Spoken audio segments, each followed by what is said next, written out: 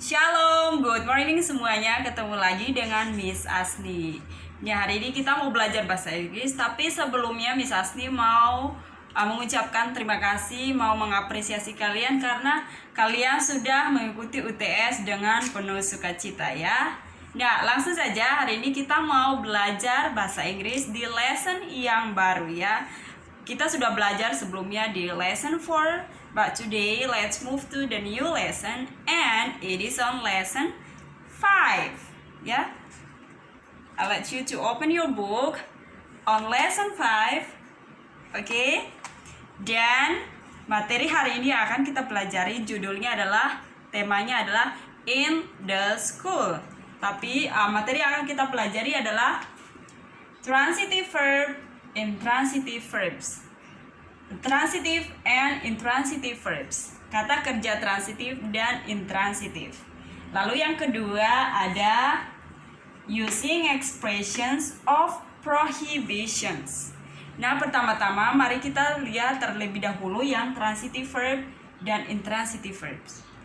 Kita harus ketahui dulu apa itu transitif dan apa itu intransitif. Kita mulai dari yang pertama yaitu transitif. Transitive verb adalah kata kerja yang membutuhkan objek sebagai pelengkapnya. Kalau misalnya dia berdiri sendiri, orang tidak akan mengerti. Tapi membutuhkan objek sebagai pelengkap atau menjelaskan maksud dari kata transitive verb itu. Tapi sebelumnya kalian masih ingat kan apa itu verb? Verb adalah kata kerja. Kata kerja adalah semua jenis tindakan yang dilakukan secara fisik atau yang dikerjakan seseorang ya. Semua yang berupa tindakan itu disebut dengan kata kerja. Tapi yang kita pelajari adalah transitive verb, di mana transitive verb itu membutuhkan objek sebagai penjelas atau pelengkapnya. Kita lihat ada beberapa kata di sini yang termasuk dalam transitive verb. Contohnya listen, sit. Listen, dengar ya. Sit, duduk. Read, baca. Eat, makan. Love, sayang. Buy, membeli. Sleep, tidur ya. Perhatikan contohnya ada di part A, bagian A, halaman page 34. Halaman 34 di buku paket Basic English kalian. Kita lihat di situ contohnya yang ada beberapa contoh di situ. Lihat yang di bagian depannya itu yang di sebelahnya transitif, yang di sebelahnya intransitif. Ya, kita mulai dari contoh yang transitive verb. Supaya kita ketahui kok bisa ya transitive verb itu kenapa dia harus membutuhkan objek. Kita langsung lihat contohnya. Miss Asni bacakan contohnya di situ. Listen to the teacher. Listen to the teacher. Kalau misalnya kita hanya bilang listen aja, mendengar. Tapi orang jadi bingung ya. Listen apa? Kita dengarkan siapa? Dan apa yang kita dengarkan? Oh, I listen to my teacher.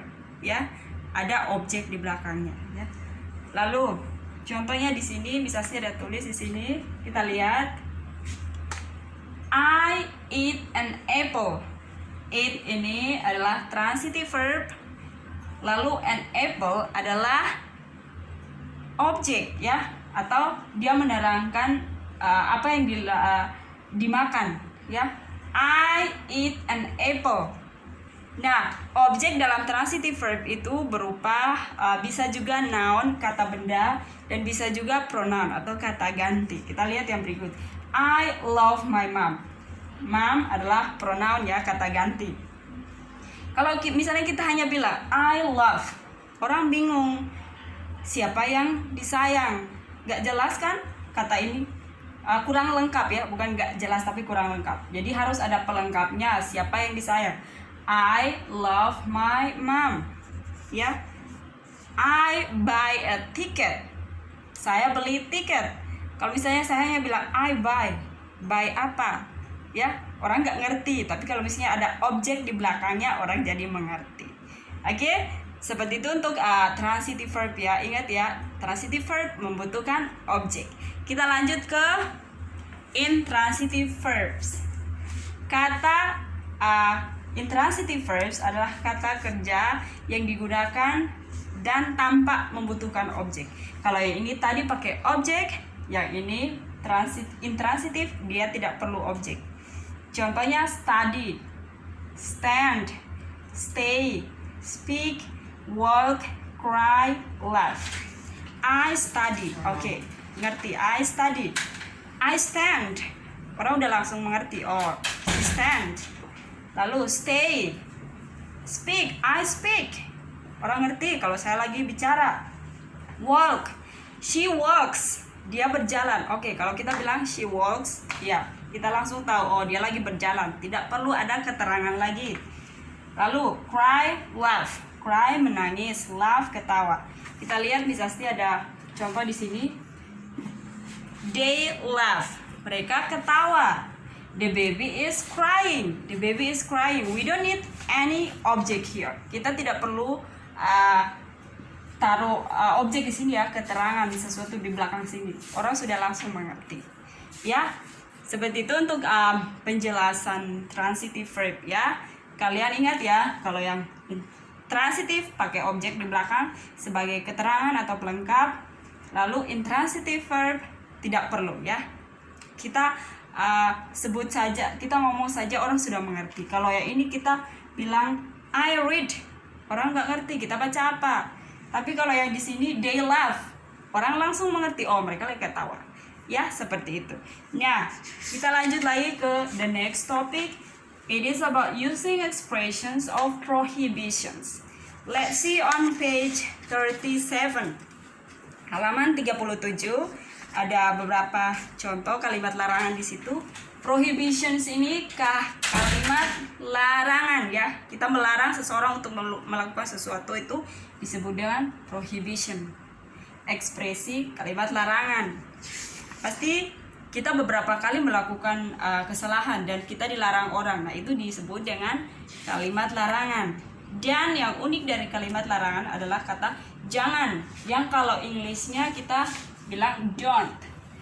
Di apalah kalimat larangan yang kita pakai di sini ada don't ditambah dengan verb one, kata kerja pertama ya, kata kerja pertama. Contoh di buku, mari kita lihat. Don't sleep, jangan tidur. Ya, sudah pagi, jangan tidur terus. Don't speak, jangan bicara, orang lain masih bicara. Don't cheat, jangan nyontek, ini ujian. Ya, don't eat, jangan makan. Ini sudah mau tidur kok kamu masih makan ya. Dilarang, nggak boleh makan. Lalu ada di situ juga don't use the cell phone. Ada banyak ya contoh kalimat larangan di situ, kalian perhatikan. Nah, untuk yang part F itu kalian bisa latihan sendiri, dan tugas untuk kalian kerjakan yang part G. Bagian G di page 39 and 40. Part I. Jadi tugasnya di halaman 39 dan halaman 40. Oke, seperti itu ya untuk penjelasan hari ini. Kalau misalnya belum mengerti, hubungi Miss ya. Nanti Miss jelaskan lebih detail lagi ya. Oke, bye-bye. God bless you.